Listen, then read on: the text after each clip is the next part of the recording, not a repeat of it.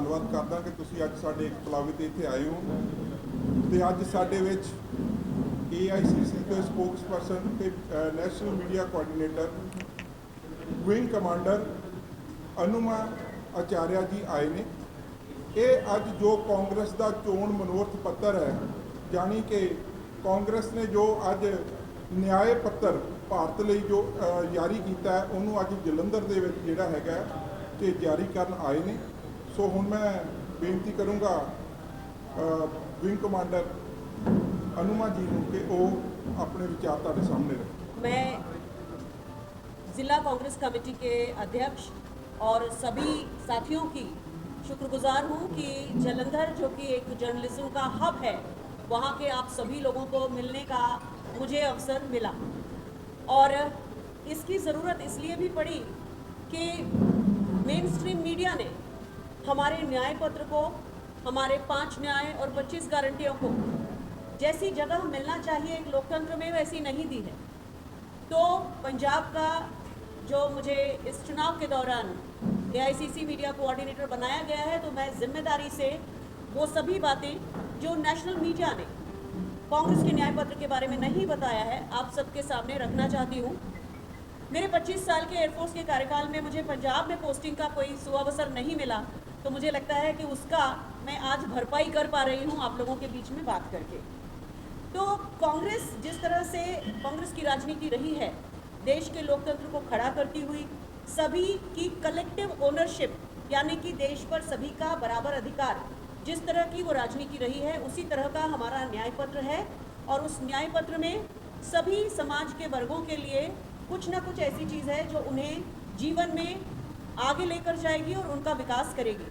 सबसे पहले हम बात करते हैं, जो कि इस प्रेस कॉन्फ्रेंस में जो मुझे दिख रहा है, ऐसा लगता है कि यहाँ की प्रेस की जो एवरेज आयु है, औसत आयु, वो मुझे लगता है ज़्यादा से ज़्यादा 30 साल है। आप सभी को अगर मैं देखती हूँ तो मुझे ऐसा लगता है।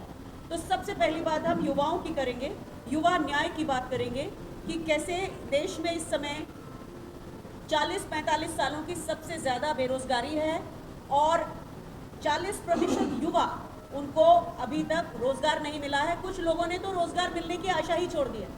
तो कांग्रेस के न्याय पत्र की सबसे पहली बात यह है कि हम हर ग्रेजुएट युवा को अप्रेंटिसशिप देंगे, यानी कि पहले साल की नौकरी, जब वो ग्रेजुएट हो जाता है, शिक्षित हो जाता है, पहले साल की नौकरी हम देंगे, जिसमें उसे 8,500 रुपये प्रति माह मिलेगा।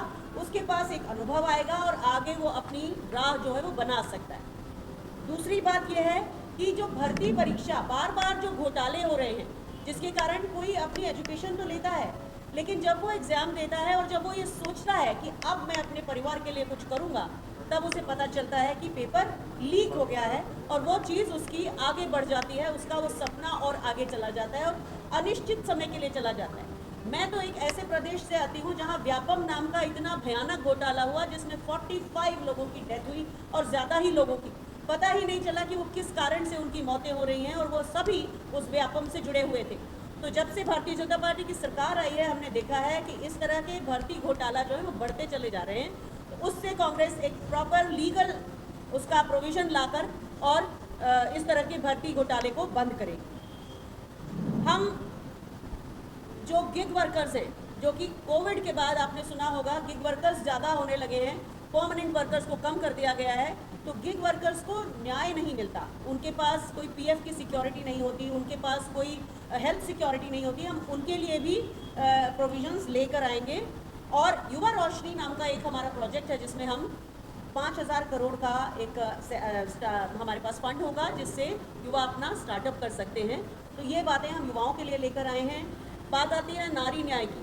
हमारी जो राज्य हैं, जैसे हिमाचल प्रदेश और कर्नाटक, जहाँ हमारी गृहलक्ष्मी स्कीम, जिसमें हम 1,500 रुपये प्रति माह और 2,000 रुपये प्रति माह देते हैं महिलाओं को, उसी तरह से कांग्रेस ने ये तय किया है कि महालक्ष्मी स्कीम एक हम लेकर आ रहे हैं, जिसमें परिवार की जो गरीब एक परिवार है, उसकी एक महिला को 1 महीने में 8,500 रुपये की सहायता दी जाएगी, जिससे वो महिला और उसका घर, जो हमारी डिमांड जनरेशन है, उसमें अपना योगदान दे सकें और अर्थव्यवस्था चल सके। मान लिया उस महिला की मृत्यु हो जाती है, तो ये जो राशि है उसी गरीब परिवार के सबसे बुजुर्ग सदस्य को दे दी जाएगी। सरकारी नौकरियों में 50% आरक्षण होगा। इस जगह पे मैं आपको एक चीज़ बताना चाहती हूँ, आपने अब तो फौज में कई हजार महिला अधिकारी देख लिए हैं, लेकिन 92 में जब हम लोगों का पहली बार सिलेक्शन हुआ था, वो योजना भी कांग्रेस लेकर आई थी और कांग्रेस ने तो ये कहा था कि हम फौज की महिला अधिकारियों को पेंशनेबल सर्विस देंगे, लेकिन आगे चल के अटल बिहारी वाजपेयी जी ने हमारा पेंशन का अधिकार खत्म कर दिया था जब हमने 2007 से अपनी लड़ाई को कोर्ट में लड़ा और बाद में 2010 में जब भारतीय वायुसेना की और भारतीय सेना की महिलाओं को पहली बार परमानेंट पेंशनेबल नौकरी मिली, उस समय भी यूपीए की सरकार थी। तो जब अगर कांग्रेस कहती है कि हम सरकारी नौकरियों में 50% महिलाओं को रखेंगे, तो मैं उसमें से एक उदाहरण हूँ जिसे कांग्रेस की सरकारों ने सशक्त बनाया था। तो ये एक बात है। और एक जैसे गांवों में अधिकार मैत्री की हम स्थापना करेंगे, एक अधिकार मैत्री होगी। क्या होता है, कई बार महिला पुलिस भी बहुत क्रूर हो जाती है, महिलाओं के साथ अच्छे से व्यवहार नहीं करती, गालियां भी दे देते हैं। तो एक अधिकार मैत्री जो रहेगी वो गांव की महिलाओं के लिए भी उनके जो लीगल अधिकार हैं वो उनको बताएगी। उसके अलावा जो महिलाएं वर्किंग हैं, आपके भी शहर में जो भी वर्किंग वुमेन हॉस्टल बने हैं या भारत में कहीं भी जो वर्किंग वुमेन हॉस्टल बने हैं, वे सभी कांग्रेस की सरकारों के समय में बने हैं। आप देख लीजिए, भारतीय जनता पार्टी की सरकारों ने कोई अलग से वर्किंग वुमेन हॉस्टल बनाया। तो महिलाओं के बारे में जितनी सजग कांग्रेस है, आपने देखा है 73rd और 74th जो संशोधन था कांग्रेस लेकर लाई थी, जिसके कारण आज पंचायत और निकाय लेवल पर भी 14 लाख महिलाएं सशक्त होकर नेतृत्व कर रही हैं। ये हमारी महिलाओं के लिए हमारी 5 न्याय हैं जिसके बारे में आपसे बात कर रही हूँ। श्रमिकों की बारे में बात करते हैं। कम से कम 400 रुपये प्रतिदिन की मजदूरी सभी के लिए अश्योर की जाएगी। जैसे मनरेगा में कम से कम 100 दिन का हमने काम सुनिश्चित किया था, जिसको नरेंद्र मोदी सरकार ने काफ़ी कम कर दिया है। बहुत सारे ऐसे जो मजदूर थे, पहले 25 करोड़ से ज़्यादा मजदूर मनरेगा में उनका रजिस्ट्रेशन हुआ था, लेकिन अभी 3 करोड़ मजदूरों को निकाल दिया गया है और नई सूचना के हिसाब से लगभग 14 करोड़ मजदूर ही आज मनरेगा के दावेदारी कर सकते हैं। उनके कार्ड हैं, लेकिन उनको भी 100 दिन का मजदूरी सुरक्षित नहीं है उनके लिए। तो कांग्रेस की अगर सरकार बनती है इंडिया गठबंधन की, तो ये सुनिश्चित किया जाएगा कि उन्हें कम से कम 100 दिन और उससे ज़्यादा का काम मिल सके। उसके अलावा किसानों की बात कर लेते हैं। तो एमएसपी के कानून की गारंटी तो आप सबने सुना होगा, दी है, लेकिन आज किसानी के उपकरणों पर, चाहे वो पेस्टिसाइड्स हैं, खाद है और भी दूसरे तरह के इक्विपमेंट हैं, इनके ऊपर 4% से लेकर 28% तक की जीएसटी सरकार ने लगाई है। अगर इंडिया गठबंधन की सरकार आएगी तो हम टैक्स फ्री खेती ये अश्योर करेंगे, एक अच्छी आयात और निर्यात की नीति बनाएंगे जो चर्चा करके बनाएंगे। एक खास बात यहाँ आपसे बोलना चाहती हूँ कि लोकतंत्र का अर्थ होता है आम सहमति की राजनीति। भारतीय जनता पार्टी की सरकारों ने सहमति के लिए कभी चर्चा नहीं की और उसका परिणाम आप सब देख चुके हैं। किसान कानून जो बनाए गए थे, ऐसे ही श्रमिक कानून जो बनाए गए थे, बिना चर्चा के वॉइस वोट से पास किया गया था किसान कानूनों को। तो आम सहमति की राजनीति जो है, उस हिसाब से किसानों के लिए एमएसपी, टैक्स फ्री खेती, एक अच्छी आयात निर्यात की नीति, और अगर उनकी फसल खराब होती है तो मुआवजा डायरेक्ट बैंक ट्रांसफर से 30 दिन के अंदर, उनसे बार बार प्रमाणित करने को नहीं कहा जाएगा। एक बार अगर वो पूरे प्रमाण दे देते हैं तो उनको वो मुआवजा दिया जाएगा। और उसके बाद जो हमारी सबसे बड़ी गारंटी की हम बात करते हैं, जिसमें हम हिस्सेदारी की बात करते हैं, जिसकी जितनी आबादी उसकी उतनी हिस्सेदारी की जो हम बात करते हैं, उसमें एक तो जो जनगणना हुई थी उसका जो उसमें जो SC ST OBC के प्रतिशत हैं वो हम सामने लेकर आएंगे। अगर जिस जगह पे केवल ST ही होंगे वहाँ हम पेशा कानून जो है पंचायत स्तर पर वो लागू करेंगे। और इस तरह से हर तबके को साथ में लेते हुए इंडिया गठबंधन के साथ अगर सरकार बनती है तो कांग्रेस के ये घोषणा पत्र जो हैं ये इसका इम्प्लीमेंटेशन होगा।